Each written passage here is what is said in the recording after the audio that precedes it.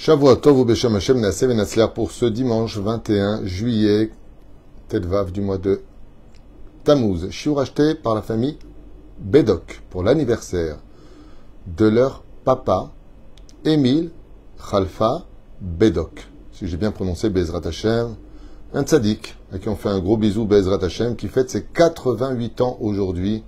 Ad me'av et isrim shana, be'atzlacha, urefoua shlema, achlama ma'ira, briut etana, shmot tovot, Bezrat Hashem. 88 ans, c'est un livre. Baruch Hashem, qui regarde souvent donc les cours du Rav Twitou. Merci. Et qui fête ses 88 ans aujourd'hui. Donc un grand Mazel Tov pour lui, notre cher papa, grand-père et arrière-grand-père. Longue vie, bonne santé, beaucoup de bonheur, de joie, d'amour, union, prospérité et tranquillité. Ad me'av et isrim shana. De la part de ses enfants et petits-enfants et arrière-petits-enfants, et à leur mariage à tous, Bezrat Hashem, ils ont voulu lui faire ce cadeau, un cours dédicace par le Rav Twitou. Et aussi pour la protection chez Kol Chayalenu, libération des otages, les Shlema pour tous les blessés et malades d'Israël. Bezrat Hashem, merci à la famille Bedok d'avoir acheté donc ce chiour. Et on souhaite vraiment beaucoup de bonheur à ce merveilleux grand-père et père et arrière-grand-père que vous avez le mérite d'avoir près de vous. Profitez bien, achetez des souvenirs, comme je le dis souvent, j'ai fait un cours sur ce sujet-là, mais il est important d'être proche des personnes qui sont des livres d'histoire. Vous savez, souvent, on va voir des personnes âgées, d'un certain âge, et on pense que on va leur apporter quelque chose. Mais si on est intelligent, quand on a 88 ans, c'est-à-dire qu'on a 88 pages, par rapport à nous, qui va avoir 57 pages, 58 pages, 30 pages, ça dépend de l'âge où on est. Et quand on sait se taire près d'une personne qui a tellement de vécu, et qu'on lui pose la question, allez, raconte-moi les années que tu as vécues, raconte-moi ce qui se passait à ton époque, on s'enrichit énormément, car, comme l'avait dit d'ailleurs un grand philosophe chinois du nom de Confucius, que l'expérience d'un homme est comme une lanterne qu'on accroche à son dos afin d'éclairer le passage des autres. Combien il est important d'écouter et d'entendre comment ont vécu et comment ils vivaient et quelle époque ils ont vécu, car 88 ans, ça fait pratiquement 3 époques différentes.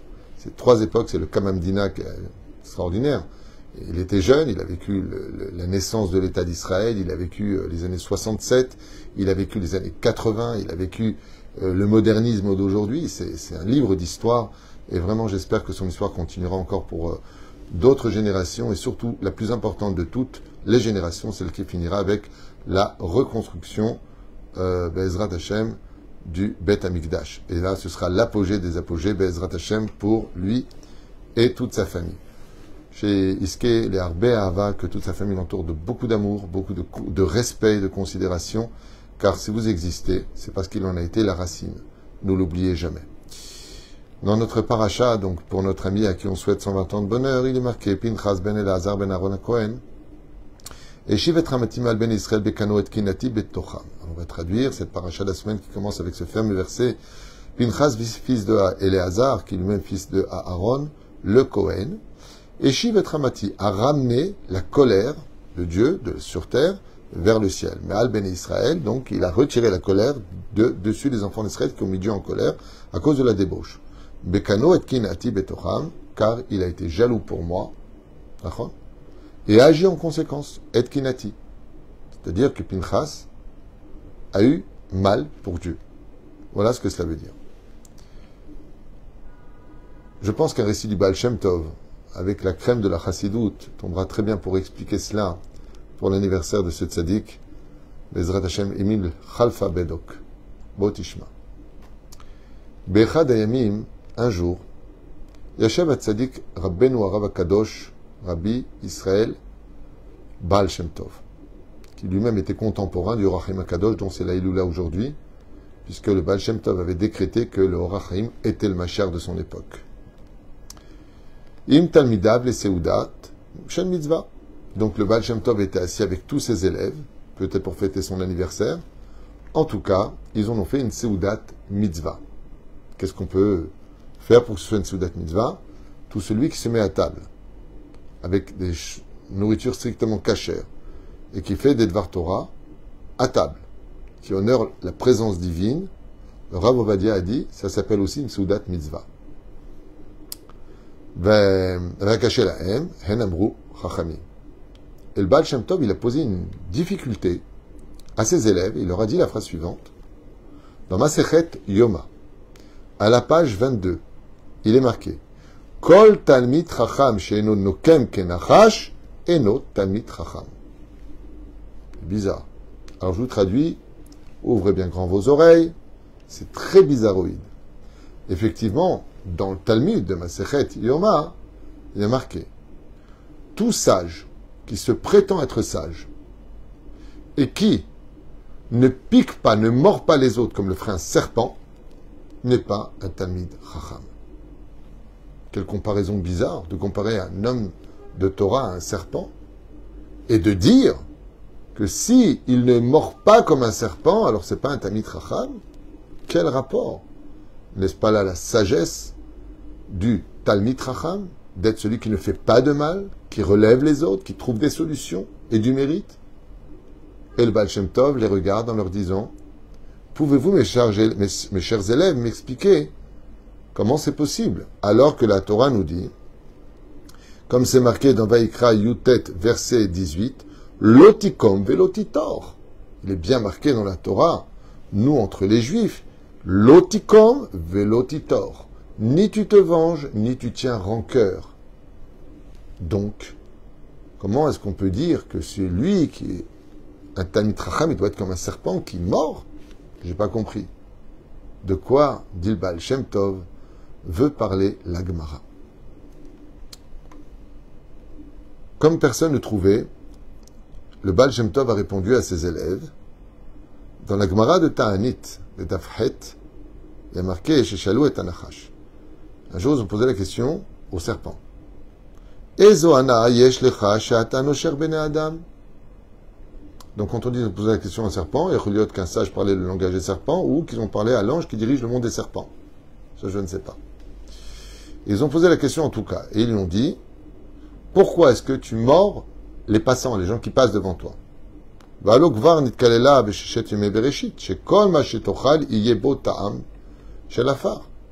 Car, depuis la création du monde, où tu as été maudit par Dieu de 10 malédictions, toutes les nourritures auront le goût de la poussière. Alors pourquoi tu mords des hommes? Pourquoi tu t'en prends aux humains? Il posait la question au serpent. Le serpent a répondu, c'est vrai que quand je mords, je ne ressens pas le goût ni de la viande, ni du poisson, ni de ce qui est laitage ou ce qui est salade. Je ne ressens pas le goût. Le serpent mange, mais il ne ressent pas le goût. Ça a le goût de la poussière. Et le serpent a répondu au Chachamim, vous avez raison, c'est marqué dans le Sechet Tanit de Dafret, vous avez raison, je n'ai aucun plaisir à mordre un humain. Alors ils lui ont dit, alors pourquoi tu le fais? Si tu n'as pas de goût, si tu n'en ressens pas aucun plaisir, alors pourquoi est-ce que tu mords les hommes? Et il répond comme ça, Ulam, ma ese shekach mitzuvim otim min nashamayim linchoch anashim suamim al menat la anisham. Et là, le serpent, il répond, qu'est-ce que je peux y faire? Ma nature, telle que Dieu m'a créée, c'est de mordre même si je n'ai pas de plaisir. Tu passes, t'es passé, je te mords.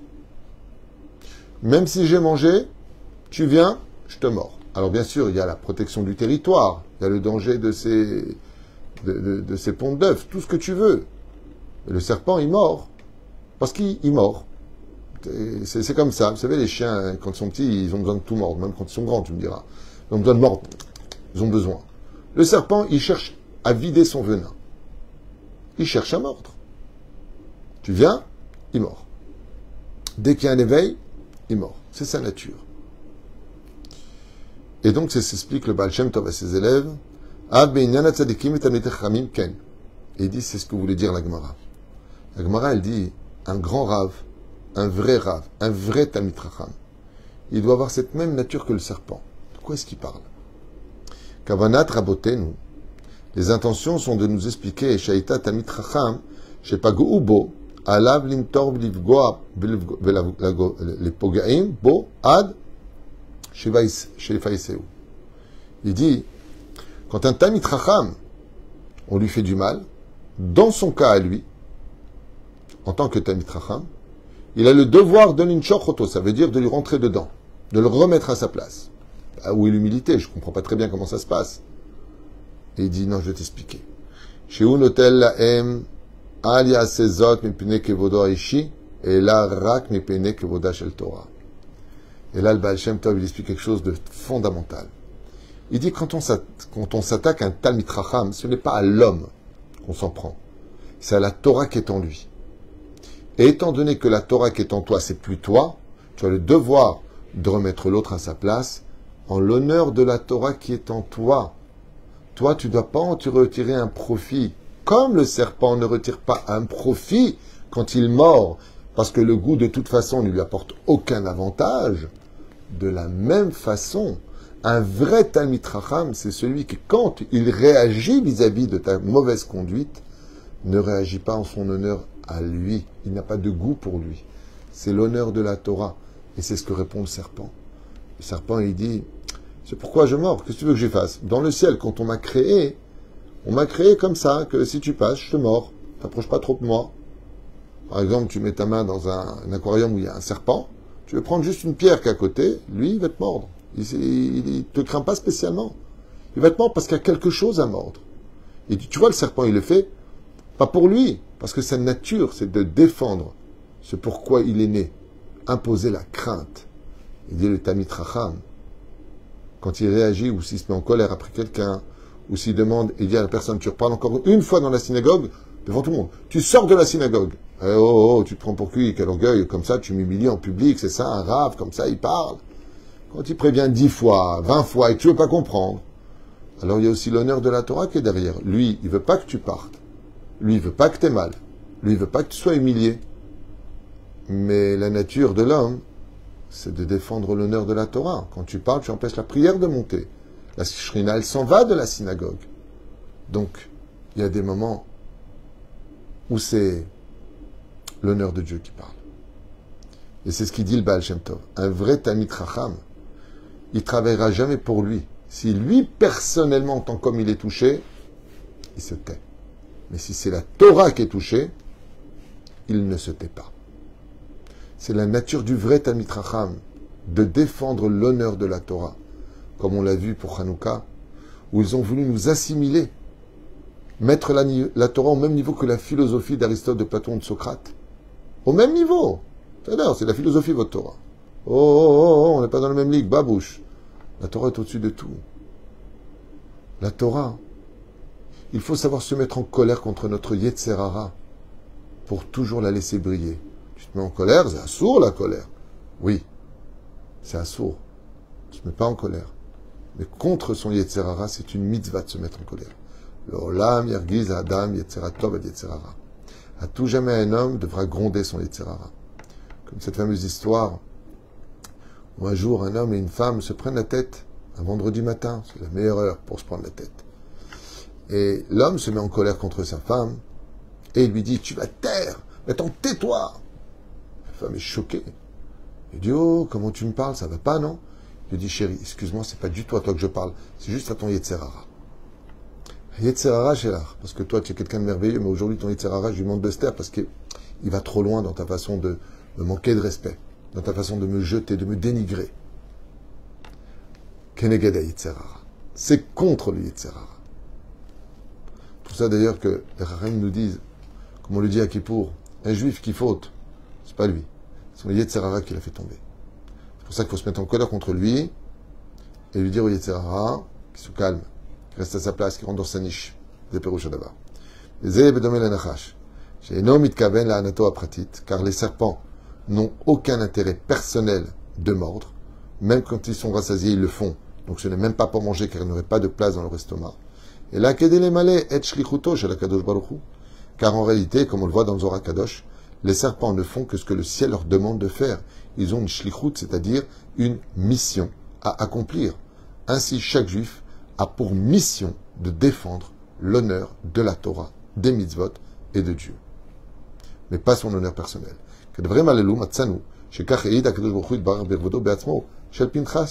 Et c'est pour cela que le verset nous dit Pinchas ben Elazar ben Aaron HaKohen. Et qu'est-ce qui est marqué? Et Shiv et Ramatim al ben Israël bekano et kenati betocham. Et donc la Torah vient dire que la nekama, la vengeance qu'a fait Pinchas, c'était pas pour lui. Et kinati, c'est pour moi. Quand il a mis à mort Zibri ben Salou, lo eta mitoch anaa, il n'a eu aucun plaisir de mettre à mort un autre juif. Or, un intérêt, kol shehu, ou un intérêt personnel. Bien au contraire, il était Kohen, il aurait pu se rendre impur. Donc il n'avait rien à gagner. Bekano et kinati. Mais il l'a fait pour moi. Kol maasa kina she'asa, l'irvodi, l'irvod shemi. Car tout ce qu'a fait Pinchas, Dieu il dit, il témoigne. Il ne l'a fait que pour m'honorer, moi personnellement.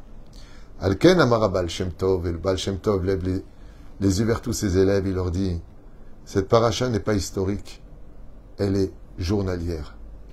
Vous-même, mes chers élèves, partout où vous irez, quoi que vous enseignerez, et peu importe face à l'épreuve dans laquelle vous vous trouverez, n'oubliez jamais, à l'image de Pinchas ben Eleazar, de vous poser la question, est-ce que ce que je fais, c'est parce que ça me dérange, ou est-ce que c'est parce que ça le dérange? Est-ce que je travaille pour moi, ou est-ce que je travaille pour Dieu? Si tu travailles pour Dieu, fais comme Dieu te demande les choses.